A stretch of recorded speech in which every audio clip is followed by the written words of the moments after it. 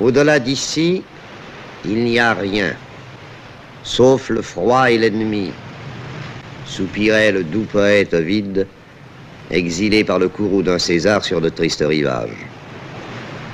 Le nom de Ponteuxin s'est perdu dans les atlas anciens, mais pour les Turcs d'aujourd'hui, comme pour le Romain d'il y a 2000 ans, au-delà de ces eaux turbulentes, il n'y a rien encore, rien que l'ennemi et le froid. La bise de la mer Noire souffle-t-elle? Sur les détroits s'affolent les mouettes. Les pêcheurs rentrent au port. Et soudain s'inversent les saisons. Poiras et Lodos, vent du nord, vent du sud. C'est leur imprévisible alternance qui commande la couleur du ciel et le plaisir de vivre sur ces dunes où chaque pas éveille le souvenir. Là s'implanta, voici 26 siècles, un capitaine de Mégare, à la tête de ses matelots. Il s'appelait Byzas, et de son nom, baptisa l'extrémité de l'Europe.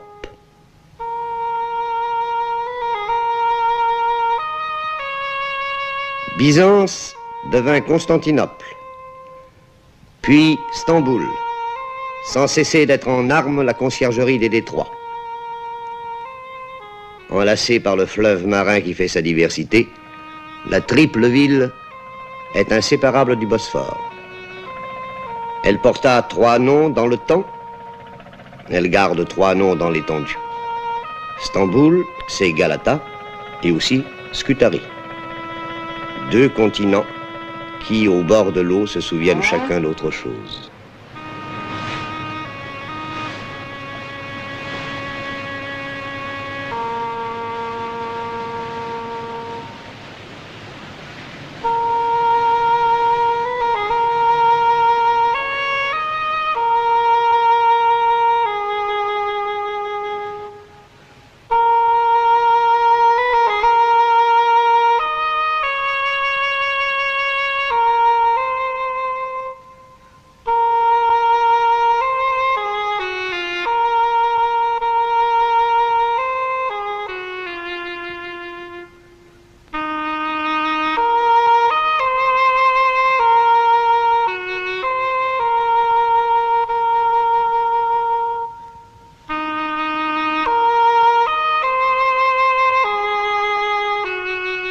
Presque rien n'y évoque plus l'Empire grec si l'on entend le langage des herbes folles, de la cendre des morts et des remparts écroulés.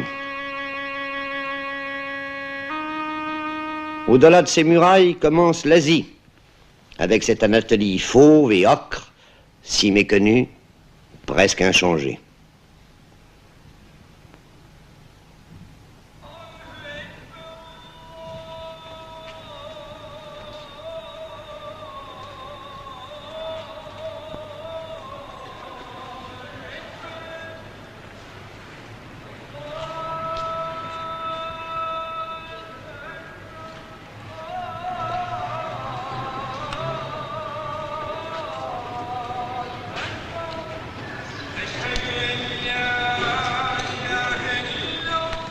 Une rumeur couvre parfois dans l'ancienne capitale des Ottomans la voix sainte de l'islam.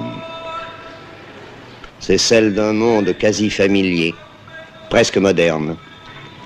La suie et la fumée se sont mêlées à des parfums sucrés, le mazout au ruissellement des eaux douces. L'industrie a dressé ses cheminées que les pionniers de la République appellent les minarets d'Atatürk.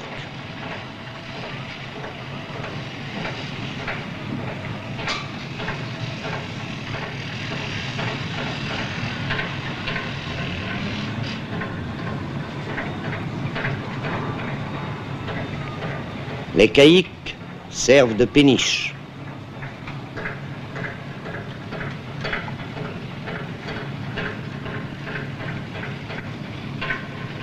Le promeneur mélancolique gémit en découvrant des dépôts de charbon sur des rives qui enchantèrent les romantiques.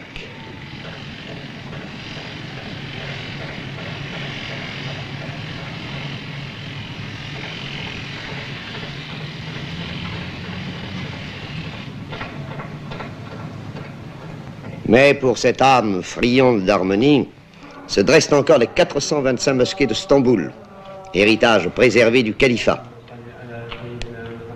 Le temps s'est arrêté dans ce sanctuaire, dédié à la mémoire de Mahomet II, El-Fatih, qui força les défenses de la deuxième Rome. Un sortilège frappe de torpeur ce pieux refuge, clos sur lui-même, dans le murmure d'une des 11 000 fontaines qu'offrirent à la communauté les donateurs d'autrefois. Seule la prière y rythme les airs, elle, et les ablutions qu'impose le rite aux fidèles.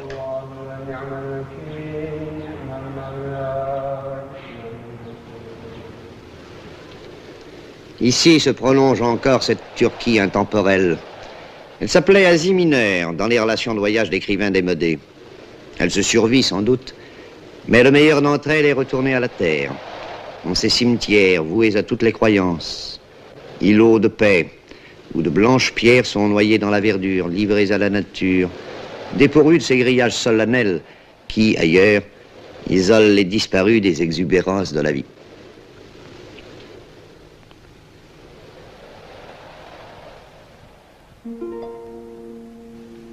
Des images venues d'un autre siècle, comme ailleurs il s'en offre, dans cette ville qui semble la capitale de l'immuable.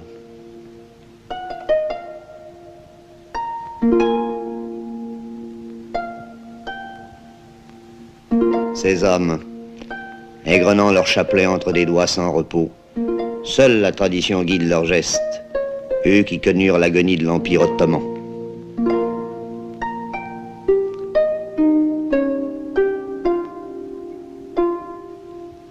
Le Turc n'est plus l'homme malade de l'Europe.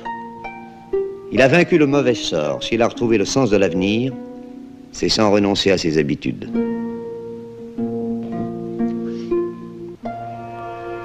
Tour à tour, Stamboul se fait métropole de rêve, ou château des brouillards, que les couleurs s'y affinent ou se brouillent.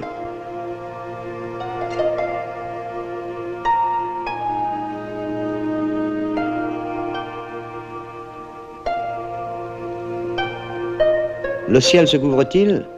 Aussitôt, brume et poussière envahissent les quais du Bosphore, estompent les coupoles, cernent comme des vaisseaux fantômes ces ferry-boats, où dans la familiarité des allers-retours quotidiens, on sent battre le cœur de deux continents.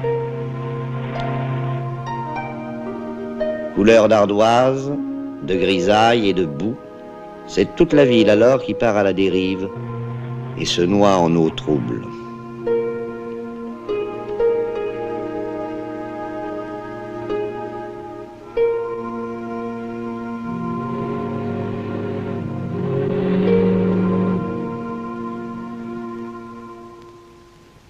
Mais tout change au gré des vents. Et dans une lumière soudain limpide, l'occidental savoure le plaisir d'être encore en Europe et déjà en Orient. Orient familier, même si les faubourgs y gardent des airs de campement. Orient trompeur, mais ouvert à l'étranger par un peuplement composite, une tradition commerçante et la vocation européenne de la République. Dans un parfum de pastèque et d'orange, de résine et de thym, sur les marchés se confondent la malice levantine et la rudesse anatolienne, l'hérédité mongole ou l'ascendance balkanique d'un peuple solide et taciturne, bien vivant, sinon bon vivant, frugalement nourri, sobrement abreuvé de yaourt et d'eau claire, de limonade et de sirop de cerise.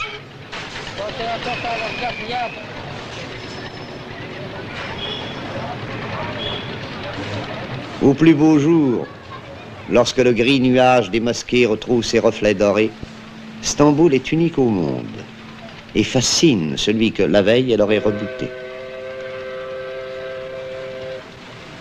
Dans le sanctuaire qui lui fut dédié, l'ombre de Soliman le Magnifique règne sur la ville conquise.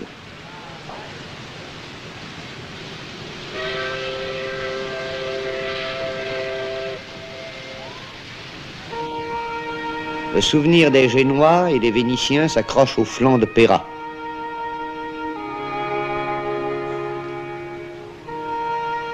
L'imagination fait son œuvre, au point que le lyrisme des étrangers baptise Corne d'Or un canal d'eau morte.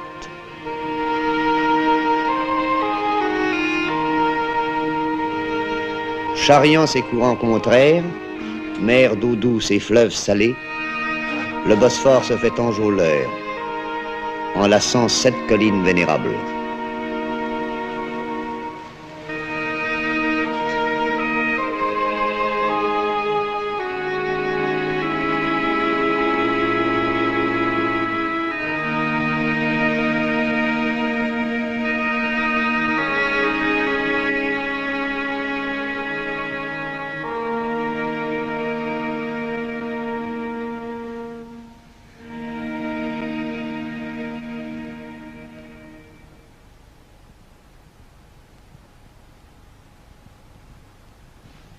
Par quel éclat d'orgueil Justinien salua-t-il l'achèvement du monument voué à la Sainte Sagesse.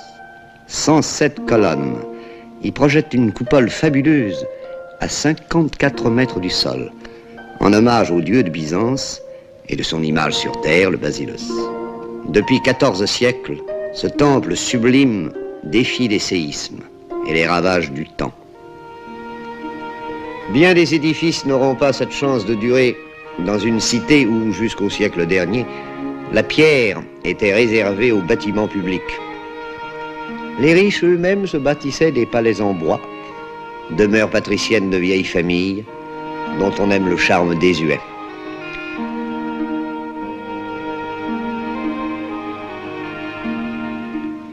Derrière ces yalis craquant au vent, toute une ville sous ses coupoles fait le gros dos au soleil. Elle dresse ses ogives étirées, ses arabesques pour kiosque à musique, au bord de l'avenue liquide que Léandre traversait chaque nuit pour étreindre sa bien-aimée. Stamboul a toujours le dernier mot. Elle triomphe dès qu'on s'en éloigne. Alors, une ville qu'on jugeait négligée retrouve son élégance. Et l'on oublie les détails pour ne plus voir que l'ensemble. Le soleil, au départ, rend-il ses phares à la vieille Constantinople. La décevante se fait inoubliable.